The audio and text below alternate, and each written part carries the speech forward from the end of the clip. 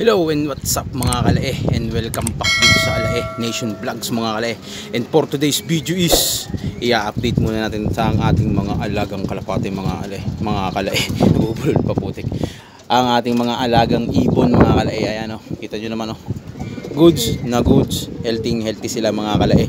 Kung makikita ninyo, wala pa silang pares, pero ito pinarisan ko na kasi kailangan ko na ng lahi nito, kaya ipinares ko na siya dito sa ating SLFU. Yan, kasi iitlog na yan maya pa siguro. Iitlog na yan, oh. Dumadagis na mga kalay, oh. Yan, oh. Umiitlog na siya mga kalay, dumadagis na mga kalay. So yun nga mga kalay, ano, yan ang ating isang, yan, oh. Kita nyo, oh. Yan, oh. Bumubuka na yung puwet niya, oh, mga kalay, oh. Iitlog na yan mga isang oras pa mga kalay, iitlog na yan. At eto naman yung ating Jansen mga kalay, ang ating foundation bird, yan mga kalay. Yan, nag-iisa na yan mga kalae na magulang o lolo, pinakalolo na yan, pero nagsisimilya pa yan mga kalae. Yan yung huling inalaban natin na Jansen. Tapos ito ay may mga anak din tayo dyan, kaya okay lang kung siya iidad. Yan, kita nyo naman, oh.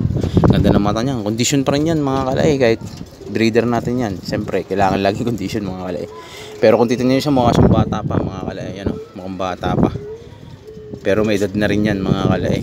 So kailangan lang talaga nating i-keep yan, kasi nga yan ang ating mga foundation birds, foundation natin mga kalae. So ito ay iitlog na yan maya pa, nabelo lang yan, naabala pa natin. At the same time mga kalae, itong mag-ama natin, yan, parang Alphonse. So bibreed na natin yan sa susunod na buwan siguro, pag naubos na yung ating flyers, kasi mahina ang bentahan ng ating ibon ngayon mga kalae. So yun, marami pa tayong natira, bali 15 sila, kasi nga naglabas na tayo ng isa pang inakay. Yan, as may bumalik pa sa ating isa, dati 13 na lang yan, may bumalik nga sa ating isa, kaya ano, kaya dumami sila uli, so naging 15 sila. So yun mga kalay. At the same time, eto din yung ating purong Bandimerwi. Ito yung ating purong Bandimerwi, yung bali kapatid niya na asawa din, na pares niya ay nandun sa hen section natin na maliit.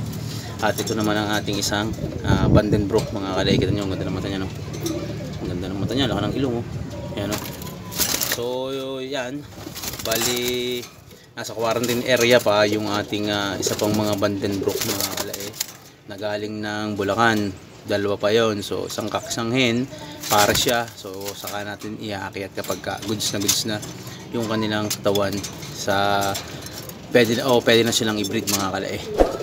At ito na, goods naman sila lahat mga kalae. So yun nga, hindi pa nga lang tayo nakakapagpaligo ng ating mga breeder. So bali bukas na natin sila paliliguan, araw ng Miyerkules mga kalae. So mag-a-adjust nga tayo ng paligo kasi nga sobrang init. So laging sa pagitna ng linggo, pagitna ng isang linggo, lagi tayong papaligo tuwing Miyerkules nga.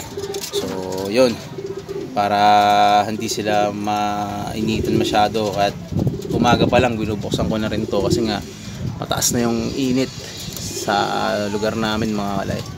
Yan, oh. Yan ang ating mga alaga. So yun nga mga kalae, ina-update ko lang kayo dito sa ating ibon mga kalae.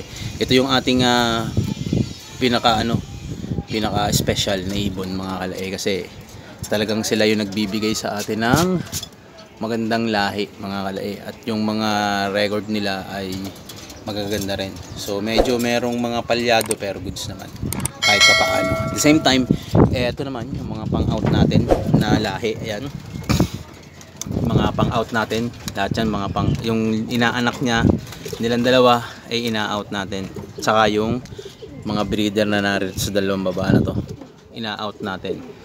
Bali ang mga lahi din naman nila ay galing din dito sa mga to. So yun, kaya kumbaga mga ano na yan, pero puro din pero galing din sa lahi nila. So goods naman sila. Yun na lang ang ating kasi itong mga to pang out lahat ng maging anak niya, kasama na sa baba na yon, sa baba na dalawa dito. Tapos ito naman yung mga pinalalaro talaga natin. Yan, dyan tayo kumukuha ng panlaro. Hindi tayo sumusubok sa mga to mga kalae. So anyway, ito rin yung ating mga ibon pa, mga hen natin. Yan, ito yung kapatid natin Bandimerwi. So goods naman lahat sila. bukas na nga tayo sa Miyerkules na nga tayo magpapaligo mga kalae. Kaya naman dito ko natatapusin tong video to para sa araw na to. So please like, share, and subscribe mga kalae sa Alae Nation Vlog sa ating YouTube channel at Alae Nation Vlog sa ating Facebook page at sa ating Facebook account Bondels Reyes. So yun mga kalae, ikaw nanonood, magbiyakan ka pa. Let's go, bye bye.